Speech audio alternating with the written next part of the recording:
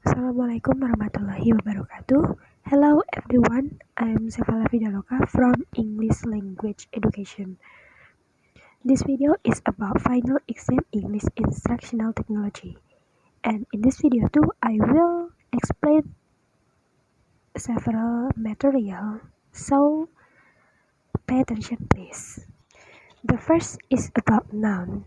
Noun is a word that is the name of something such as person, animal, place, thing, quality, idea, or action, and is typically used in a sentence as subject or object of a verb or as object of a preposition. In nouns, they can be divided into number one is countable nouns, and then uncountable nouns, concrete nouns, and then the example. Oke, jadi noun itu adalah kata benda. Kata benda adalah kata yang merupakan nama dari suatu seperti orang, binatang, tempat, hal, sifat, gagasan, atau tindakan. Dan biasanya digunakan dalam kalimat sebagai pokok atau objek dari kata kerja atau sebagai objek dari kata depan. Kata benda merupakan kata terbanyak dalam kebanyakan bahasa, termasuk bahasa Inggris. Termasuk buku, kucing, sifat atau kelembutan, itu termasuk adalah noun. Dan ada beberapa contohnya. Pertama adalah let me give you some advice. Kemudian life finds a way. Next, with great power comes great responsibility. And then the last, his biggest regret was not traveling more. Next, number 2 is about adjective. Adjective is a word belonging to one of the major form classes in any of numerous language and typically serving as a modifier of a noun to denote the quality of the thing named, to indicate its quantity or extent, or to specify a thing as distinct from something else. Adjective describe or modify the stay limited or restrict the meaning of nouns and pronouns. Jadi kata sifat adalah kata dari salah satu bentuk utama kelas dalam berbagai bahasa dan biasanya berfungsi sebagai pengubahan kata benda untuk menunjukkan kualitas benda yang bernama, untuk menunjukkan kuantitas atau tingkatannya, atau untuk menentukan sesuatu yang berbeda dari yang lain. Kata sifat biasanya menggambarkan atau memodifikasi, yaitu membatasi atau membatasi arti kata benda dan kata ganti. Okay, example in here is number 1 is they live in a beautiful house. Number 2, Lisa is wearing a sleeveless shirt today. Number 3, this soap is not edible. Number 4, she wore a beautiful dress. Number 5, he writes meaningless letters. Number 6, this shop is much nicer.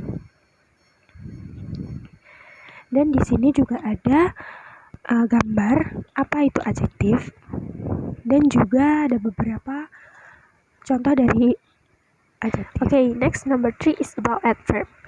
Adverb is a word belonging to one of the major form classes in any of numerous language, typically serving as a modifier of a verb, an adjective, another adverb, a preposition, a phrase, a clause, or a sentence expressing some relation of manner or quality, place, time, degree, number, cause, opposition, affirmation, or denial, and in English also serving to connect and to express comment on clause content.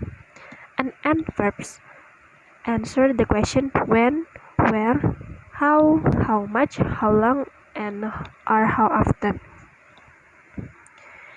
There are, however, many common adverbs that do not end in ly or ly, such as against, also, just, never, often, soon, today, too, very, and well. There are few different kinds of adverbs. The words when, where, why, and how are called interrogative adverbs when they begin a question. Oke, jadi adverb adalah kata keterangan.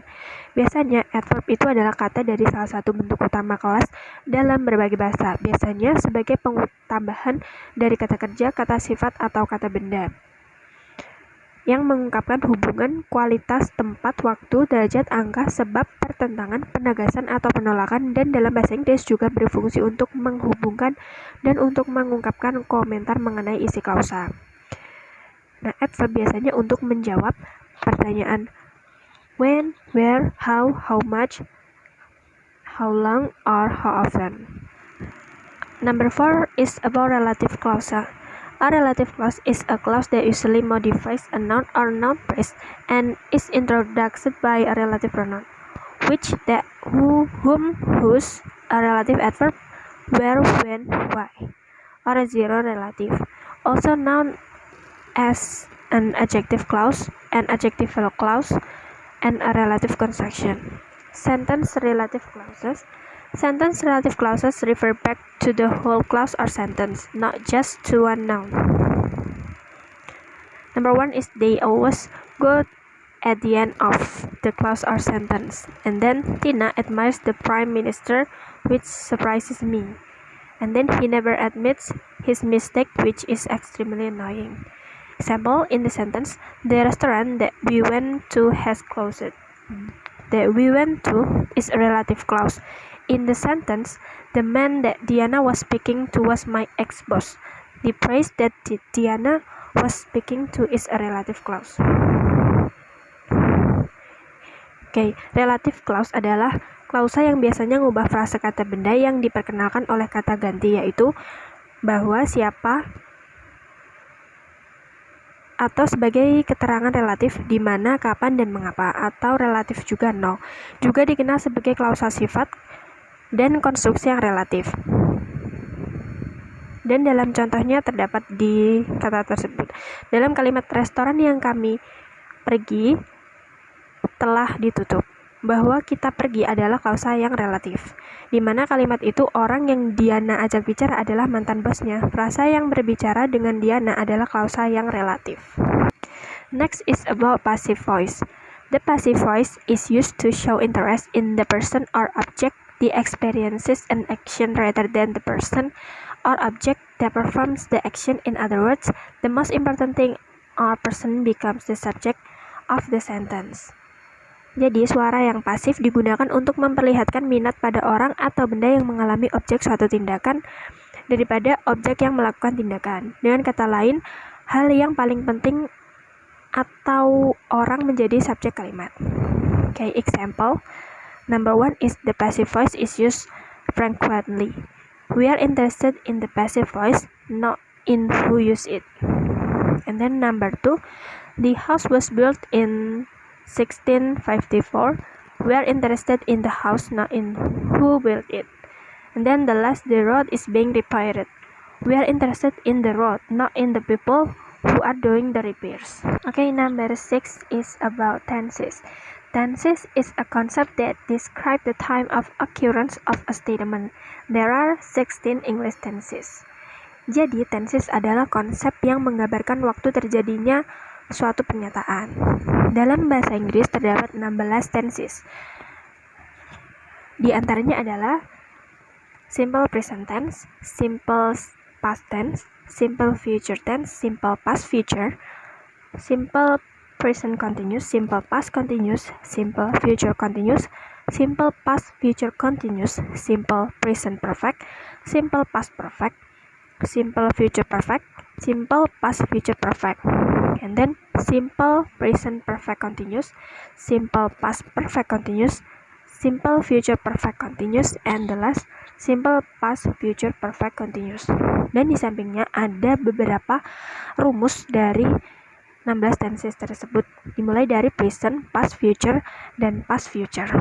Okay, number 7 is about conditional sentence. What is a conditional sentence? A conditional sentence is a sentence that expresses a condition. A condition is something that can only happen if something else occurs. A conditional sentence contains an independent clause and a dependent clause that almost always begins with if.